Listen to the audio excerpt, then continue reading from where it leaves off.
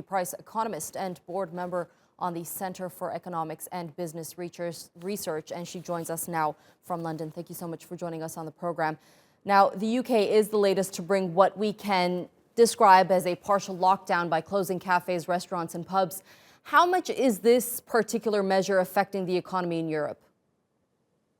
Well, it's affecting it already, of course, because people had started, as they were hearing more about the government's intentions. They were a little bit contradictory at times, but nevertheless, they got the sense that they were going to get isolated possibly, and there was an awful lot of panic buying that took place and continues to take place right now. But of course, this has also meant that few people were going out, few people were purchasing other items, few people were traveling. So that was already affecting whole sectors of the economy.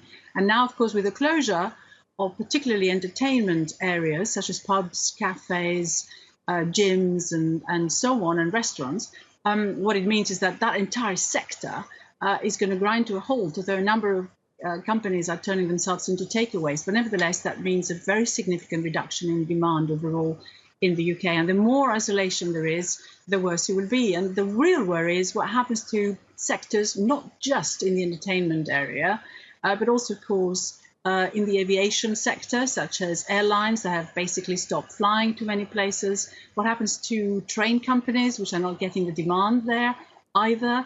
There is a whole discussion right now in the UK about partial, if not complete, nationalisation of whole sectors, and there is huge support being also given to the banks. Nevertheless, I think what we're going to see, despite some extra government measures that have been announced to at least give some income to those who lose their jobs, we're going to see demand slowing down very significantly further than we've seen so far, and GDP really falling, and falling probably quite substantially in the next few months. Now, stockpiling supplies is another major issue here, and it not only affects medical workers on the front lines, as we heard the Minister of Food and Agriculture say there, but it also affects the economic stability. Just give us some insight into that. There is a bit of commotion going on in various supermarkets, for example. I think people are becoming increasingly anxious and they may not be able to get the things that they want.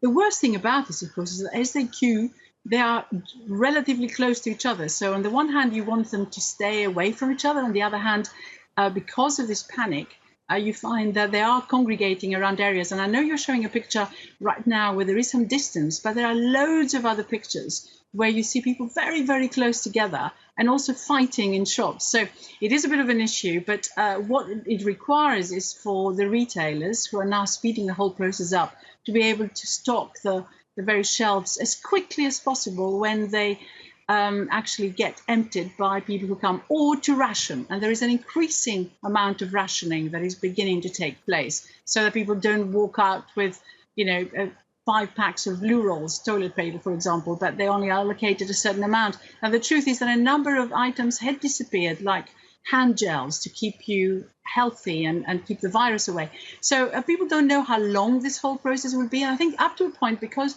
the instructions given by the government, the guidelines kept changing on a day-by-day basis, people stopped having any trust and took basically the law into their own hands in terms of how much they thought they needed to shop before what they believed would be a closure coming, which hasn't come yet. Now, just going back to the closure of cafes, restaurants, and pubs, many countries have now opted this measure.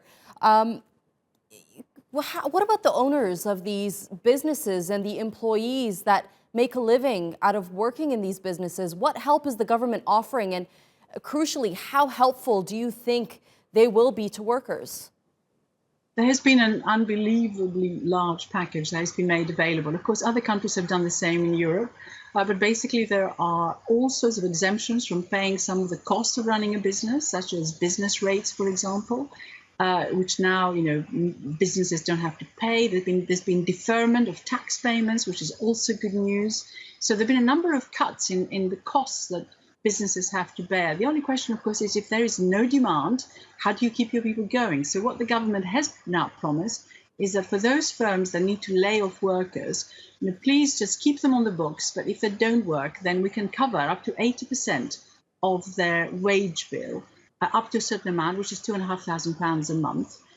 You firms, please, if you can, big and small, pay us the rest to your workers, so at least they have a security of income. Now that goes up to a point. Loads of firms may decide they're not a viable concern anymore, or they need an awful lot more support to just carry on and keep the people going, because they may not be able to offer anything at the end, because there may not be any demand at all. And then there are 5 million people in the UK who are self-employed. You talked about restaurants and bars, as you mentioned before.